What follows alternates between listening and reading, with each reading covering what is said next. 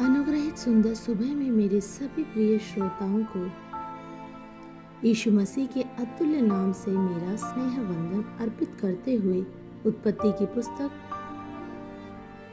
49 के 22वें और 23वें वचन में इस प्रकार लिखा है कि यूसुफ बलवंत लता की एक शाखा है। वह सोते के पास लगी हुई फलवंत लता की एक शाखा है।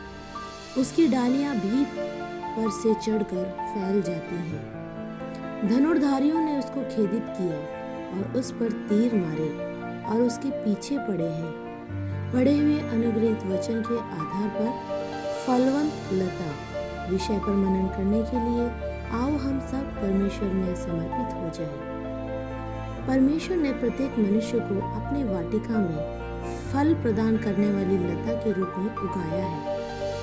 यशायाह की पुस्तक 61 के 3 वाक्य के अनुसार परमेश्वर द्वारा लगाए गए धर्म के बांज वृक्ष, धार्मिकता के वृक्ष इत्यादि नाम परमेश्वर ने इन वृक्षों को दिया है। कौन से हैं इस तरह के वृक्ष? परमेश्वर यीशु मसीह को अपने जीवन का रक्षक और उद्धारक मानने वाले, साक्षात परमेश्वर के पुत्र और पुत्री होने का अधिकार पाए हुए लोग इस प्रकार के वृक्ष हैं। इस बात में किसी प्रकार की कोई शंका नहीं है। पढ़े हुए वचन के अनुसार यूसुफ के बारे में उसके पिता याकूब जब अपने अंतिम समय में अपने सभी बच्चों को अनुग्रहित करता है, वहाँ यूसुफ को अनुग्रहित करने का तरीका हमने पढ़ा। यूसुफ को वह एक लता से, वह भी फलवंत लता की उपमा देता है। एक लता यदि फलवंत होनी है तो आवश्यक जल उसे प्राप्त होना ही चाहिए। सोते के किनारे यूसुफ को एक फलवंत लता के रूप में उगाया गया था। यूसुफ के फलवंत होने का कारण उसका उगाया जाना एक सोते के किनारे था। प्रियो, यदि हमें भी फलवंत होना है तो साक्षात जीवन का सोता बन परमेश्वर के साथ न टूटने वाला बंधन स्थापित करने वाले होने चाहिए। परमेश्वर के साथ ना टूटने वाला बंधन ही यूसुफ को फलवंत लता का रूप दे पाया। हमेशा फल देने वाली एक लता के कारण उसके स्वामी को हमेशा प्रशंसा ही प्राप्त होती है। हम जानते हैं यूसुफ रूपी वृक्ष ने कब परमेश्वर की आज्ञा के अनुसार जीवन बिताना शुरू किया। 23वें वचन में हमने पढ़ा, धनुर्धारियों ने उसको खेदित किया और उस पर तीर मारे और उसके पीछे पड़े हैं। स्वामी के लिए फल उत्पन्न करना केवल अनुकूल परिस्थितियों में ही नहीं पर प्रतिकूल अवस्था में भी फल उत्पन्न करना है। यूसुफ के बचपन में अपने सपने के विषय में अपने भाइयों को जब उसने बताया तो उसके जीवन में उसे बहुत कुछ झेलना पड़ा। आगे उसके भाइयों ने ईर्ष्या के साथ उसके साथ व्यवहार किया, उसे सूखे कुएं में डाल दिया, उसके बाद उसको पैसों में बेच दिया।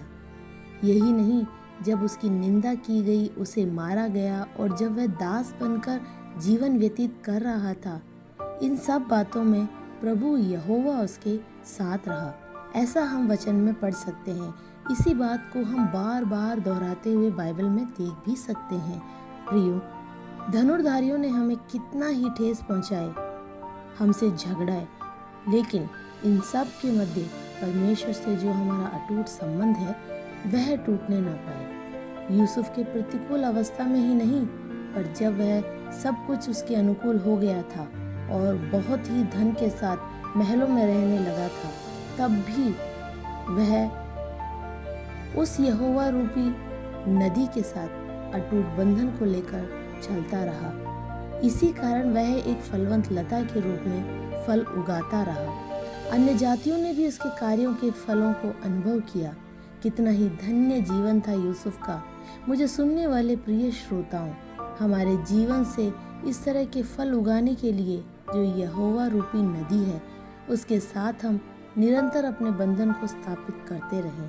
जीवन के अनुकूल और प्रतिकूल अवस्थाओं में हम परमेश्वर को भूलने वाले या कुड़कुड़ाने वाले या फिर यूसुफ के समान सूखे कुएं के अकेलेपन की अवस्था में या फिर उस समृद्धि की अवस्था में परमेश्वर से अलग ना होते हुए, परमेश्वर हमेशा साथ है वचन के अनुसार हमारे जीवन में भी क्या हम इस बात को उतार सकते हैं? यदि हम इस तरह का अटूट बंधन परमेश्वर के साथ स्थापित करते हैं तो हम कभी मुरझाएंगे नहीं। धनुर्धारी कितना ही हमारा पीछा करे, हमारी बढ़ोतरी होती ही जाएगी। हम भौतिक और आत्मिक रूप से बढ़कर, फैलकर अनेकों के लिए छाव के रूप में बदल जाएंगे।